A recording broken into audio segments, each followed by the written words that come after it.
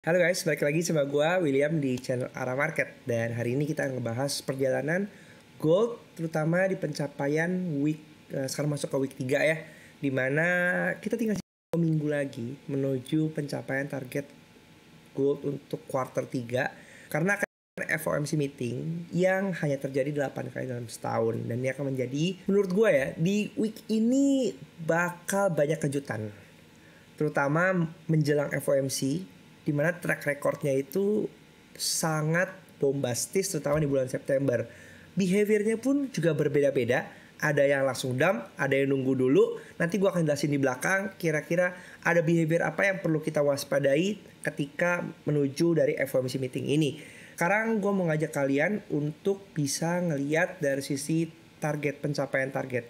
Kalau kita ngukur berapa sih range yang tersisa, kalau kita misalnya mau membandingkan range gold di bulan lalu dan juga range quarter di bulan lalu kayak gitu sebagai acuan kita, kira-kira referensi ini akan menjadi angka-angka yang bisa jadi diambil, bisa jadi enggak. Tapi paling enggak dengan kita mengetahui sisa range perjalanan ini yang akan kita membantu kita untuk tahu nih kira-kira akan kemana. Oke, kalau misalnya kita perhatikan di tabel di sini untuk range di quarter itu ada sekitar 1.800 pip ya. Kita mengacu kepada perjalanan di quarter 2. Dan di monthly sendiri perjalanan range-nya itu sekitar 800 pip untuk di bulan Agustus. Jadi sekarang kita mau mengacu dengan sekarang pencapaian target yang udah terjadi sekarang ini, kita bisa ngelihat gitu ya, kira-kira sisanya berapa lagi sih. Sekarang kita punya high now-nya itu ada di 1953 ya. Ini adalah high now-nya kita untuk di bulan September. Kemudian untuk low now-nya kita ada di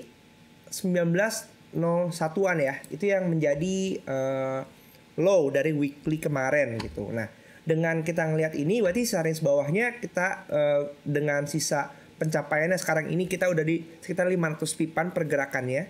Di sini kita bisa ngelihat bahwa gold itu kalau kita ngitung range-nya, artinya gold nggak menambah high-nya lagi, maka dengan sisa range yang ada itu bisa mencapai 1873 nih. Di mana 1873 ini sejalan ya dengan area gap yang kita udah marking di sini beberapa video yang lalu gitu ya. 1873 gap yang ini guys gitu. Nah, tapi kalau misalnya 1902 ini menjadi acuan kita, ini adalah menjadi low dari bulan ini, makanya sisa range-nya akan didorong ke atas dong. Nah, ini kita lihat berarti ada 1981 nih guys yang akan menjadi patokan untuk di bulan ini. Nah, kalau kita ngeliat quarter, oke, di quarter sendiri karena September ini juga merupakan timing quarter, maka kita ngelihat sisa pergerakannya yang dimana quarter 2 itu bergerak 1800 pip. Sekarang kita udah bergerak nih dari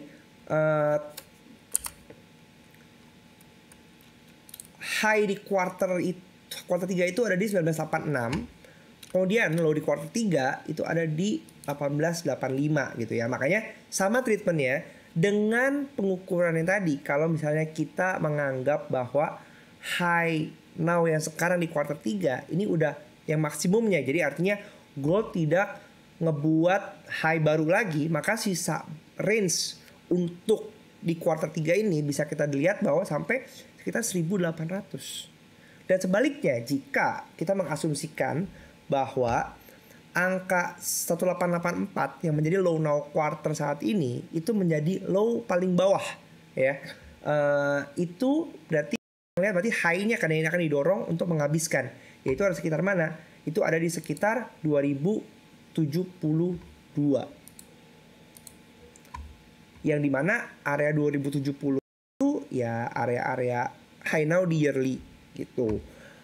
Kalau buat gua, kita mengacu kepada bahwa quarter ini masih down. Kalau gue pribadi, gue ngelihatnya lebih kita masih punya kecenderungan dorong ke bawah lagi. Walaupun ada yang menganggap bahwa ini mungkin adalah inverted head and shoulder, tapi kalau gue sih ya kita lihat dulu aja ya. Namanya pattern itu ya bisa diasumsikan berbagai macam gitu. Tapi kalau gue ngelihatnya masih belum sih, masih ya kita ngelihat kira-kira sekarang ini mau pencapaian akan lanjut ke bawah lagi atau dibawa ke atas ke sini ya.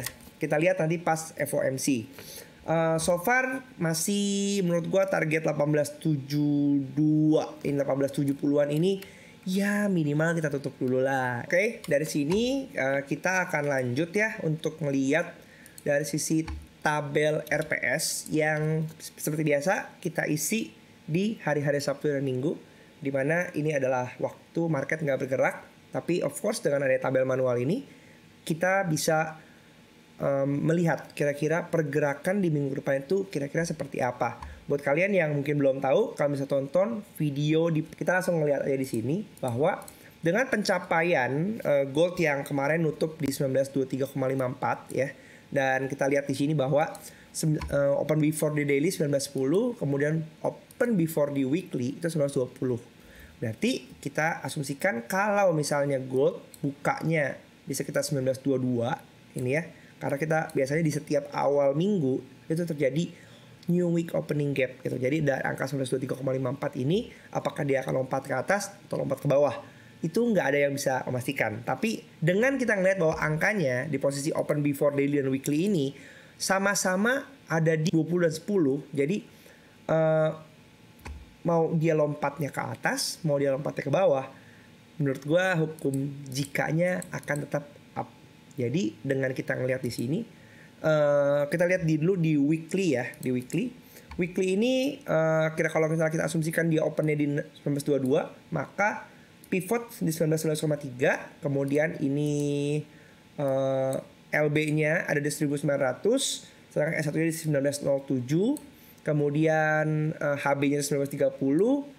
Kemudian di sini R1-nya 1937. Jadi kalau misalnya kita ngelihat secara struktur sebenarnya RPS-nya tidak ada yang anomali ya. Jadi di sini kita bisa asumsikan masih akan ada pergerakan mungkin ke atas sana. Gitu. Kita lanjut turun ke daily, sama ini juga open-nya kalau di 1922, dia open di atas pivot, kemudian low before-nya 1909. Nah, di sini S1-nya 1907,62. Jadi kalau misalnya lihat ini supportnya ada di bawah dari low before. Kemudian kita lihat juga R1-nya 1928, high before-nya 1930. Nah, walaupun open di atas pivot, tapi RPS-nya, support-supportnya ini kebalik ya untuk yang daily gitu. Jadi kalau misalnya besok daily tiba-tiba low before 1909 itu dijebol, dia 1907,62, dikejar S1-nya, artinya akan terjadi daily anomali down gitu, yang itu akan membantu untuk merubah Selasa untuk bisa akhirnya menjadi down lagi, berpotensi seperti itu. Tapi kalau misalnya tidak, selalu siapkan analisa dua arah untuk berbagai kemungkinan yang akan terjadi. Oke, jadi kira-kira pencapaian kita, range kita akan ada di sini. Selalu gunakan batas-batas, terutama kalau kita trading di weekly, ya kan. Di sini kita ngelihat juga range weekly kemarin itu sekitar 296 pips ya untuk yang weekly pergerakannya. Sedangkan untuk daily kemarin hari Jumatnya 200 pipan. Jadi kita bisa ngelihat bahwa dengan sisa timing 2 minggu, kita lihat bahwa sekarang week masuk ke week 3. Jadi seharusnya September itu juga udah periode timing untuk target monthly gitu. Walaupun kita ngelihat secara monthly, di sini kita bisa ngelihat bahwa low before 1884 yang monthly hukumnya down ini belum di break ya. Masih karena pencapaian low itu masih 1900. Jadi masih ada kemungkinan untuk September ini masih ngejar untuk target nantinya yang belum kelar gitu. Oke, sekarang kita masuk ke visualisasi chartnya, di mana dari angka-angka RPS yang tadi udah kita dapatkan di tabel RPS manual itu yang udah gue plotting ke chart ya. Kita ngeliat di sini banyak banget angka-angka yang bertumpuk-tumpukan. Contohnya pivot daily dan pivot weekly. Kemudian di sini ada juga S1 daily dan S1 weekly. Kemudian kita ngeliat juga nih HB daily dan HB weekly juga mepet. Kemudian juga ini R2 daily dan pivot monthly. Dan juga ada pivot semester dan LB weekly di sini ya. Jadi banyak banget ya angka-angka yang nempel-nempel gitu. Dimana kalau misalnya banyak angka-angka yang nempel, artinya banyak kemungkinan angka-angka itu akan dikunjungi. Jadi yang perlu kita perhatikan adalah dari sisi market structure-nya gitu. Mana yang akan dikunjungi. Sekarang kita akan coba untuk visualisasikan ke chart yang ini. Oke. Nah, di sini gue masih mapping sesuai dengan apa yang kita bahas di minggu-minggu yang lalu, di mana kita masih punya fair value gap di daily yang belum ditutup. Ini kita masih bisa ngeliat ya, angkanya masih di 1936,84 guys gitu. Jadi sekarang dengan high di daily yang kemarin itu adalah 19 sekitar 30,39, sebenarnya masih ada kemungkinan untuk dikunjungi. Apalagi di sini ada consequent encouragement di 1932 yang juga belum disentuh. Atau kalau menurut gue minimal lah ya, kalau misalnya dia nggak mau nyentuh itunya ya, area yang 1932 ini disentuh lah. Tapi kan nggak terjadi tuh kemarin ya. Jadi mungkin aja ini bisa bentuknya begini dulu, baru mungkin ke bawah untuk gini. Ngambil mungkin sell-side liquidity-nya. Tapi kalau misalnya yang terjadi adalah karena besok daily itu up di sini, oke. Kemudian dia ngambil begini, ini harus begini. Dia ngambil begini dan dia berhasil nembus area dari sini ada 52, maka area 52 ini akan menjadi gerbang untuk lanjut ke area di sini ya, sekitar 80-an kayak gitu. Kita lihat dulu kira-kira pergerakannya seperti apa. Kalau misalnya kita tadi mengacu kepada R1 weekly itu ada di 3738 ya, bahwa 3738 itu nempel sama area di fair value gap yang ada di sini. Kemudian ada pivot monthly juga, ada R2 daily juga. Pertanyaannya apakah besok hari Senin atau mungkin malah terjadi anomali down yang akan membuat ceritanya jadi berubah kayak gitu ya, pelan-pelan dari target kecilnya yang mungkin mengubah pergerakannya untuk ke arah ke bawah karena dikejar tugas weekly yang semakin lama semakin mepet tapi jaraknya masih jauh. Kita masih bisa perhatikan juga di sini area sell-side liquidity-nya yang ada di 9.900, kemudian juga di area 1886, di mana kalau misalnya harga berhasil untuk menembus sell-side liquidity yang ini, artinya ini akan masuk langsung dalam area yang gap 1870 ya. Paling nggak ini ditutup. Setelah ini ditutup, masih ada gap yang gede di bawah sini guys. Gitu. Ini di area 18 dari 70 sampai 30. Ini banyak confluence juga di sini S1 quarter dan pivot yearly juga. Ini udah pernah kita perbincangkan di video-video sebelumnya yang menurut gua dengan range-range yang kita bahas di awal itu ya kemungkinannya bisa sampai situ ya. Kalau misalnya kita mau coba tarik confluence lagi ya dengan posisi yang sekarang di Fibonacci di daily. Di sini kita lihat bahwa kalau misalnya kita lihat dari high di sini, low di sini, ini area-area 27 kemarin udah dikunjungi, 618 di 33 ini belum dikunjungi, nempel sama consequence encouragement di daily 32, kemudian ada di 70,5-nya ada di 37, kemudian 41 gitu kan. Ini 37 tadi nempel sama dekat sama R2 daily dan R1 weekly. Jadi area-area pantulan selama dia masih ada dalam Fibonacci ini dan nggak nembus di area berapa tuh 52, ya menurut gue itu masih valid ya untuk kita mengasumsikan pergerakan masih akan ke bawah sini begitu. Terakhir gue mau mengajak kalian untuk sedikit jalan-jalan ke sejarah, karena menurut gue sejarah itu yang bisa menjadi acuan kita untuk bisa melihat kira-kira pergerakan FOMC di bulan September itu seperti apa di masa-masa yang lampau.